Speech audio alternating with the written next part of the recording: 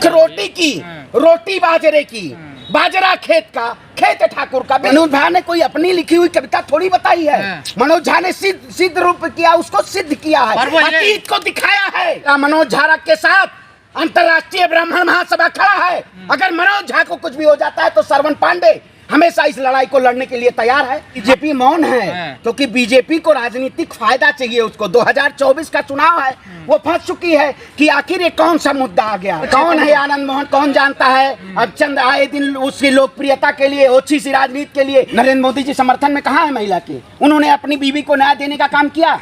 मैं कहता हूं सबसे पहले नरेंद्र मोदी को अपनी बीवी को न्याय देना चाहिए, जिनको 14 वर्ष का त्याग किया। भारतीय जनता पार्टी के अंदर तिलमिलाहट होनी चाहिए। ये जो लोग धर्म के ठेकेदार बने हुए, जो जाति के ठेकेदार बने हुए, प्रधानमंत्री मोदी जी के शासनकाल में बिना चुनाव जीते कैबिनेट मंत्री बन जाया जाता है तो बिना सांसद के संसद में भी बुलाया जा सकता है।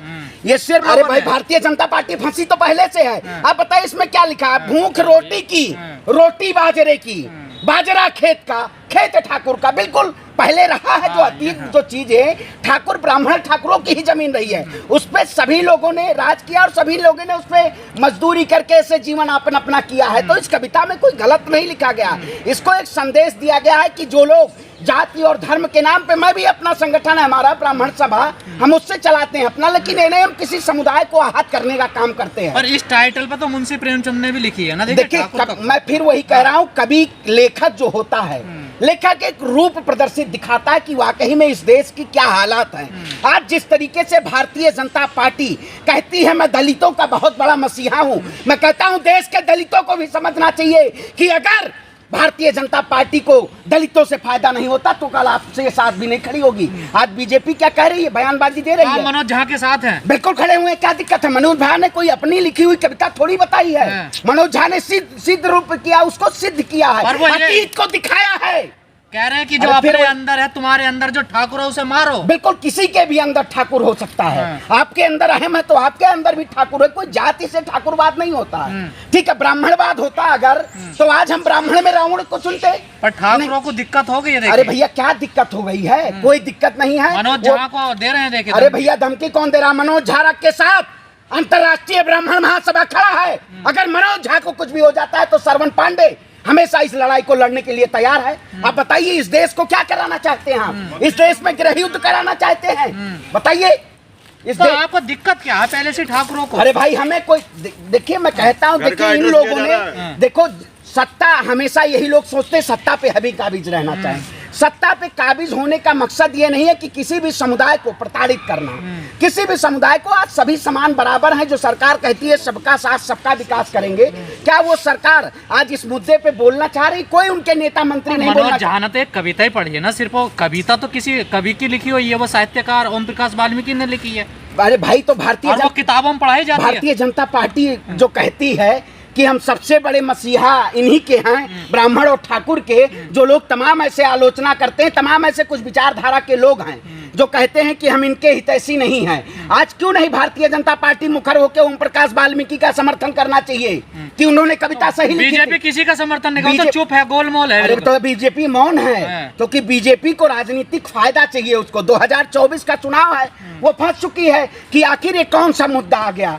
आपने देखा होगा रामचरितमानस के मुद्दे पे जो सीधे लिखा हुआ था, उसमें रामचरितमानस के मुद्दे पे तमाम ऐसे पूर्वांचल साइड से आते हैं, वहाँ तो ठाकुर तो कई तरह के जाति लगाते हैं। कर्पूरी ठाकुर, वो तो ठाकुर थोड़ा ही तो नहीं, वही देखिए नाई भी ठाकुर लगाते हैं। उन्होंने उस कविता के जरिए ये बताया है कि व्यक्ति के अंदर ठाकुरवाद होता है। जैसे एक अहम होता है कि हम ठाकुर हैं, हम ठाकुर हैं तो सब कुछ हैं। हम अहम नहीं करते हैं, किसी को अहम करने की जरूरत नहीं है। आज लोग वाकई में इस कविता के जरिए लोगों को समझना चाहिए। जो लोग तो क्या देश में ब्राह्मणों को निशाना बनाया जा रहा है। देखिए ब्राह्मणों को तो सभी लोग निशाना बनाते आए, लेकिन ब्राह्मण चाणक्य था। ब्राह्मण चाणक्य था। चाणक्य ने सत्ता की भूख नहीं थी। चाणक्य में अगर सत्ता की भूख होती तो मगध पे राज चाणक्य करते। ब्राह्मण भूखा होता है तो सुदामा बन जाता। ब्राह्मण ही रहे, सलाहकार तो ब्राह्मण। अरे भैया तो सलाहकार बिना ब्राह्मण के जाकी रही भावना जैसी, प्रभु मुहूर्त देखी तीन तैसी।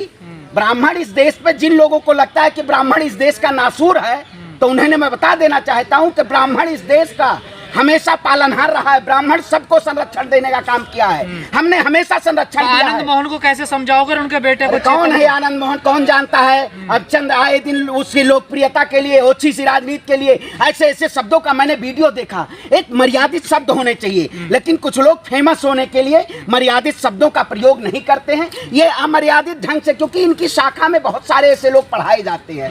ये लोग सिर्फ और सिर्फ लोगों के बीच कुछ दिन पहले छूटे हैं वो जेल से। देखिए कुछ दिन पहले ही छूटे हैं जेल से वो। देखिए जेल, अरे भाई तो जेल से छूटे हैं तो अपराध किए थे तब जेल में थे।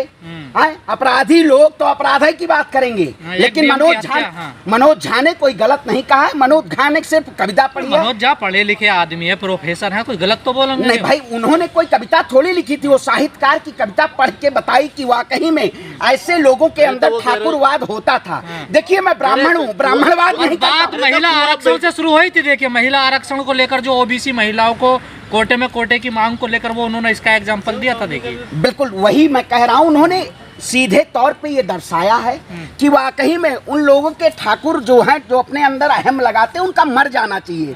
क्योंकि आज के समय में महिला आरक्षण का तुम समर्थन में और विरोध में? काहे नहीं समर्थन में भैया, लेकिन नरेंद्र मोदी जी समर्थन में नहीं है। क्यों? नरेंद्र मोदी जी समर्थन में कहाँ है महिला के? उन्होंने अपनी बीवी को न्याय देने का काम किया।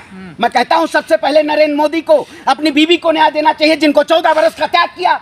भगवान प्रभु श्री राम ने अगर 14 वर्ष का त्याग किया था तो अपनी बीवी को छोड़े नहीं थे, लेकिन ये राम के नाम पे और धर्म के नाम पे इस देश को बेचना चाहते हैं। मैं कहता हूं पूर्ण रूप से मनोज झा का समर्थन कीजिए। भारतीय जनता पार्टी के अंदर तिलमिलाहट होनी चाहिए। ये जो लोग धर्म के ठेकेदार बने हुए हैं, जो जाति के ठेकेदार बने हुए हैं कि मैं आदिवासी समाज से राष्ट्रपति तो बना दूंगा, लेकिन आदिवासी समाज के व्यक्ति को मंदिर में नहीं घुसने दूंगा। अगर कंगना सांसद बन जाए क्या दिक्कत है आपको? हाँ। अरे भैया कंगना का अंगना कौन जोतने वाला है? कोई जोता है कंगना का अंगना? कौन है कंगना? अच्छा, कंगन जो पहनते हैं कंगना। अरे नाम तो सही ले लो। अरे कंगना।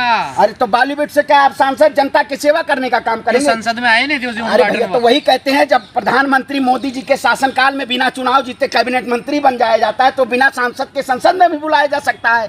ये सिर्फ और सिर्फ इस देश को झुठलाया जा रहा है, और जो लोग इस देश को बर्बाद करने में सबसे बड़ा हाथ है भारतीय जनता पार्टी। राहुल गांधी कह रहे हैं 90 में से 3 पिछड़े सचिव हैं केंद्र में। कौन है इसका जिम्मेदार? किसे मानते हैं आप जो 3 ही रह के पिछड़े? देखिए इसका जिम्मेदार पूर्ण रूप से भारतीय जनता पार्टी की। हम पद पे तो बैठा देंगे, लेकिन पद पे बैठाएंगे आपको हक नहीं देंगे। ये भारतीय जनता पार्टी की नीति और नियत में दोनों खोट है। 90 में से 3 सचिव बता रहे हैं राहुल गांधी। बिल्कुल सही बात है भाई। आजकल मुद्दा देखिए, अगर सबकी सरकार अगर कहती है सबका विकास की बात करती है तो सबकी हिस्सेदारी की बात करे। सरकार ने क्यों ओबीसी बिल अभी तक उसमें निलंबित कर रखा है संसद में? क्यों नहीं अभी तक पारित किया?